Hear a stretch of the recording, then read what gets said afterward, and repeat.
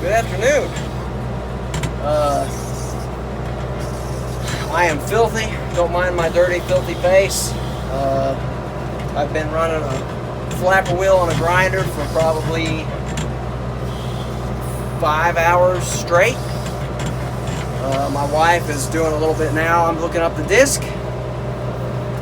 And I got a new field. The neighbor across the road, the guy that was farming it, gave it up. So she said that I could have it. Not have it, got to pay her, but they had corn in it. So I'm going to hit it with the disc lightly to work, chop that corn up and work it in. And then I'm going to plant some wheat in it, and with a little bit of clover. And I don't know, I might harvest it and then get the straw off of it, or I may just cut it for wheat if I can't get anybody in to harvest it. So that's the purpose of the clover.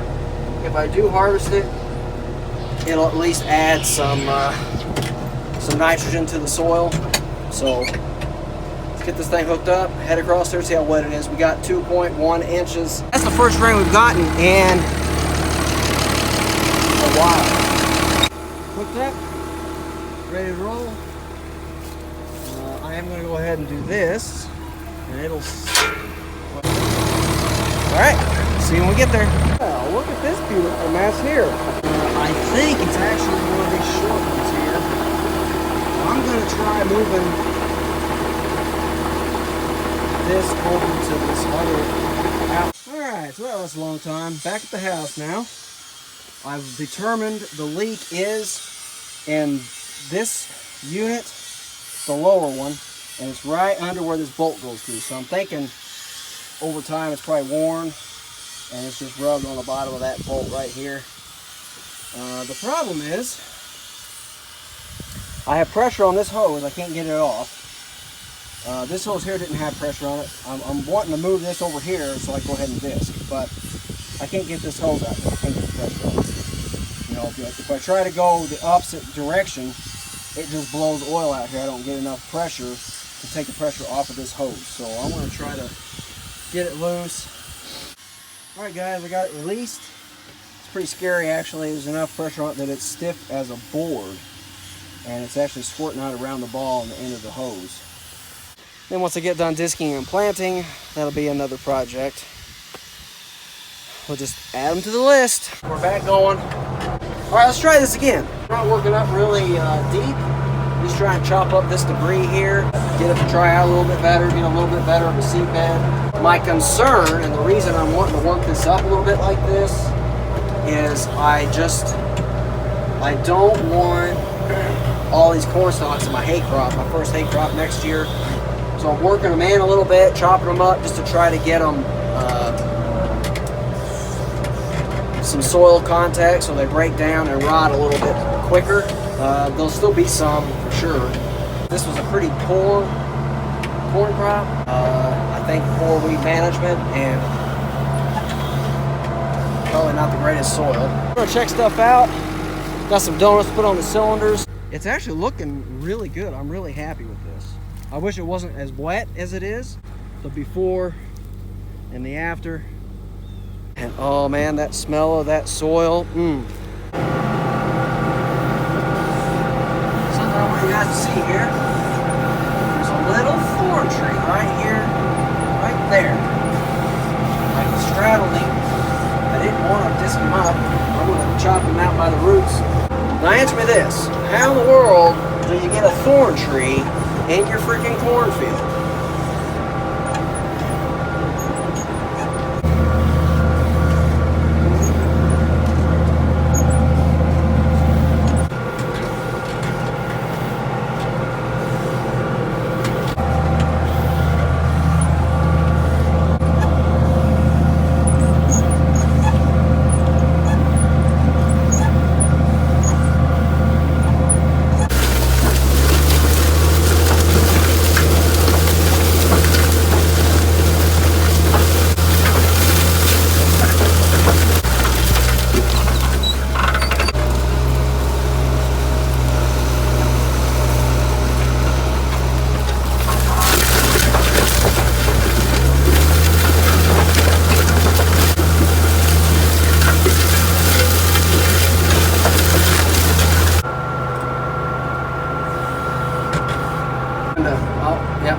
dropping right there quite a bit. Pick her up a little bit. Just a little bit damp, especially when you get down a little bit lower. We're on this little hillside here. You can see how much the dirt is already drying out. Drying, and then my dad is supposed to be coming out to bring in a drill and my seed, and we'll get this planted.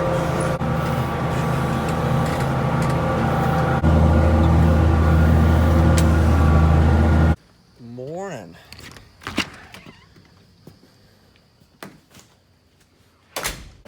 Right now, we are going to get the disc unhooked from the tractor,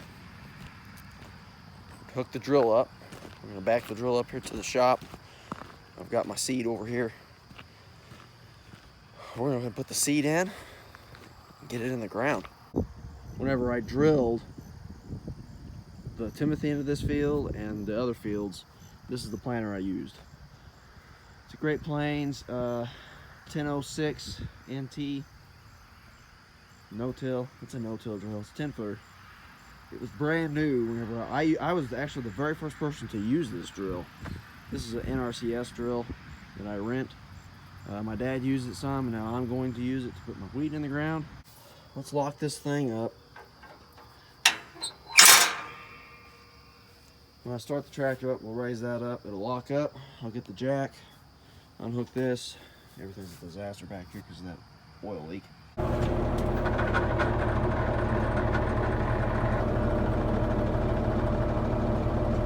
There it went. All right, let's get her unhooked.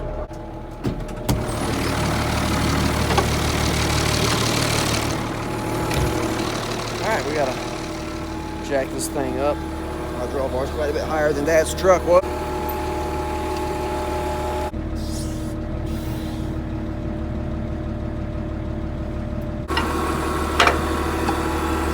The angle kind of makes it a pain.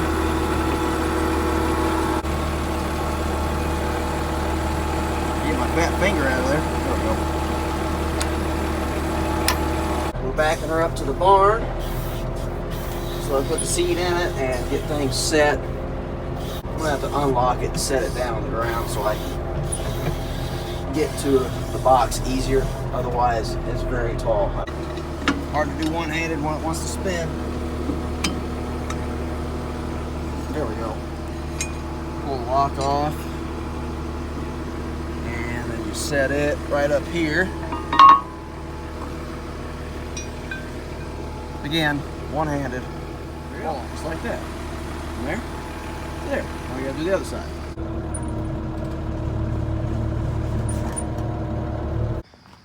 Much more gooder. And if I put this on 40 with drive type 2, that gets me like 69.5 pounds. So that's what we're going with. I'm gonna set this on 40. Yeah, that's gonna be really close. Now we'll go over to this side. It's already on drive type 2, but I'm going to show you guys. This is basically different, like a gearbox that changes how fast it goes to get to different weight ranges. 1 is the slowest, 4 is the highest. We're on 2. You can see that. All right, so that box is ready. Dad actually has the book for the seating rates, and he didn't send me a picture for this one, but this is about where he had it set. I'm going to call him and ask him how it came out on his.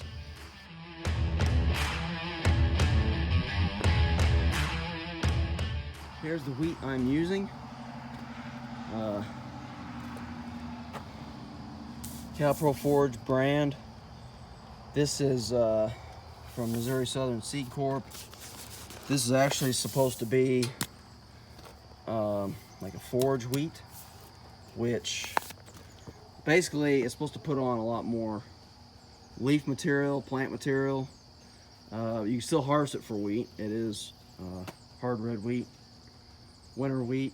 However, you can, a lot of guys, I guess, harvest it for hay. If you do harvest it for wheat, it makes a lot of straw. So if I can find someone to harvest this for me, I'll have them harvest it. And I will take the straw off of it. If I can't find anybody that'll harvest it for me, because it's only 5 acres, you know, I don't blame somebody for not wanting to come do 5 acres. But if I can't get anybody to do that, then I'm just gonna cut it for hay. So medium red clover in. Let's go ahead and put the wheat in, we'll put the red clover in. I'll set the red clover box, the small seed box. Let's roll.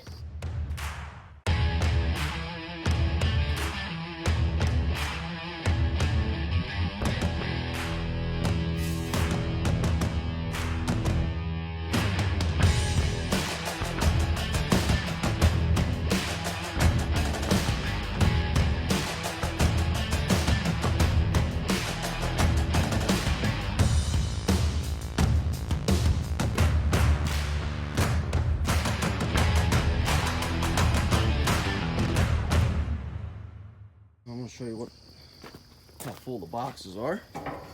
This thing. This is the small seed box. Maybe a third full, I don't know. That's one whole bag, 50 pounds. You definitely get another bag in, and you'd be pushing it to get a third bag. It might hold a third bag. I have that set on 30. Basically 32 and a half, between 30 and 35. Should be right around 8 pounds the acre. And this is the wheat. There's 400 pounds in here. Could easily hold probably another 800 pounds, probably. Easily 1,000 pounds. This here, if you're wondering what this is actually a gauge. So this floats on top of the seed. When I let it down, it'll sit in there, and there's a gauge on the front that tells you, I mean, it's not exact, but it gives you an idea of how low you're getting. Our initial depth seems pretty decent. I'm gonna back up here, we're gonna engage it. Then we'll actually see where the seed is. Backing up here, Dad's gonna engage it. And then we'll take off. That's their plan.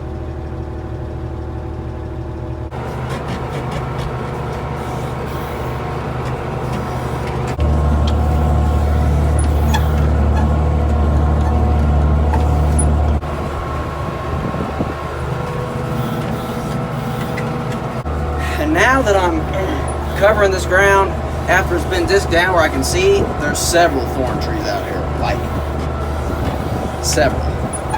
We're actually putting tort on the stumps on these so they don't sprout back, because a thorn tree, if you just chop it off, if there's any roots still in the ground, it'll grow back.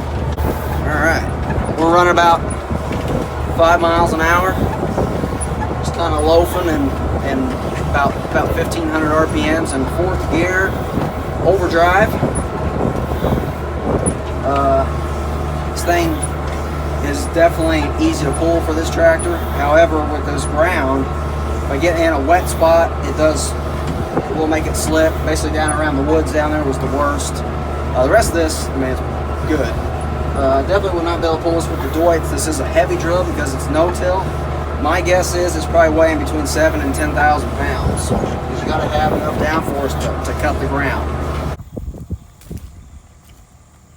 Hopefully I don't have a flat tire. Not many thorns left on that. No, they're on your tire. That figures. Maybe it's I don't enough think that them they're there just flimsy enough it wouldn't do that. Yeah, I don't think them there are going to hurt you that bad. But I tell you, down there, that clump, yeah, there's a bunch of roots underneath the ground there. I found a couple of them. I chopped grooves in them and poured this on it. Hopefully it'll kill them. Next year we'll get this field worked up and get it under control. This ground don't look too bad. I mean, no. 4 more rounds or so, and big old boy came to join me. Wanted to ride in the tractor a little bit. Say hi, Cade. He loves riding. And he's really good about not touching stuff while you're going, and whenever you stop or it's sitting still, he likes to mess with the levers and stuff.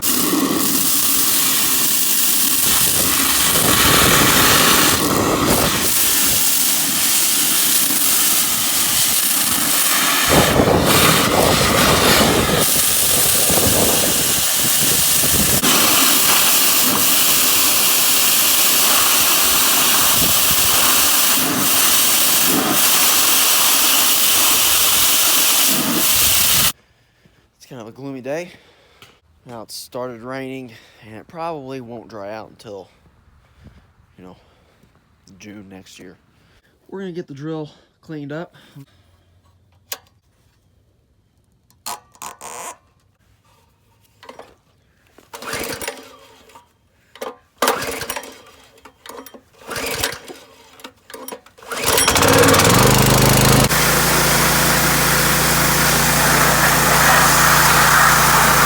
Just ran out of gas in the pressure washer. I'll have to get more gas. Go ahead and raise this puppy up, lock it up. Need to put some more gas in it. I'm gonna go ahead and wash these colders off down here. And after I do that, I'm gonna hook the disc back up, bring it back over here. I'm gonna wash it off, grease it, and it'll be put up for the winter. Everybody's using this thing.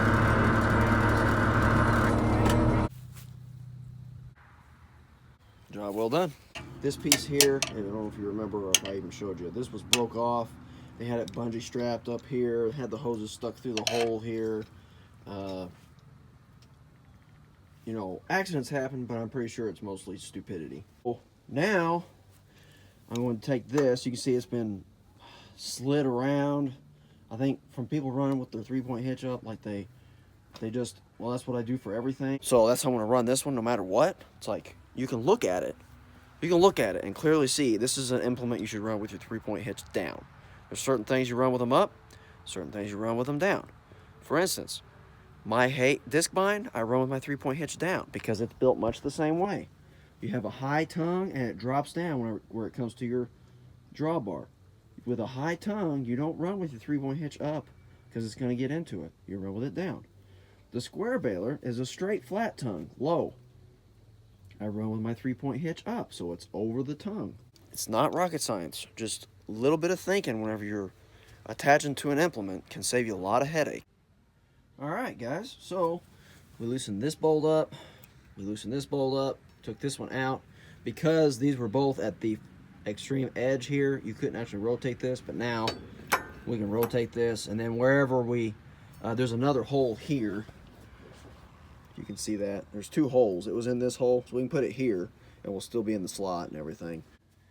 All right, guys, I'm going to step back here and let you see. So you see the angle of the tongue and how this jack's straight. The jack was like this. We got this fixed. We tapped that hole, got a new bolt, put that in there. Got all this menagerie untangled, and it's just... I'm not even going to get into it in depth. Other than, you guys know, stupidity is just not a good thing, guys. Just try not to be stupid. Just try. You know, I'm not saying don't be stupid. Just try not to be stupid. That would go a long ways. That would prevent a lot of stupidity. All right, let's get this thing up on the flat, unhook it, get it hooked up to the truck. That right there is how it's supposed to work. Unhook from the tractor, our ends through our openings. Rocket science, I tell you, it's just not for everybody. This drill is massive compared to this drill, but they are the same width. They're both 10 feet. The biggest difference is, besides age, this one's very old, this one's very new, is the fact that this one is a no-till drill. We got us a buddy right down here. I don't know if you guys can see that.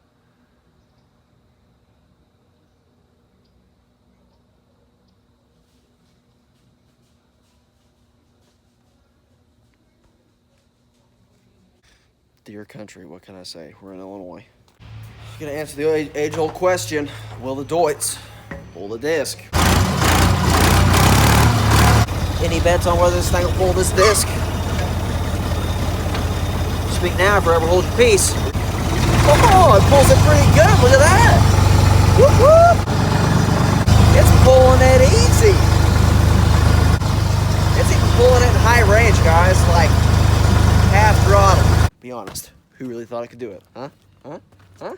Piece o' cake, man. Piece o' cake. All right, seriously.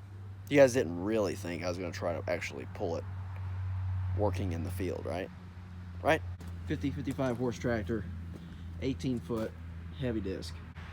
Not a snowball's chance in a fire somewhere, but it's nice for moving stuff around because this tractor is easy to get on and off, very easy to hook things up with.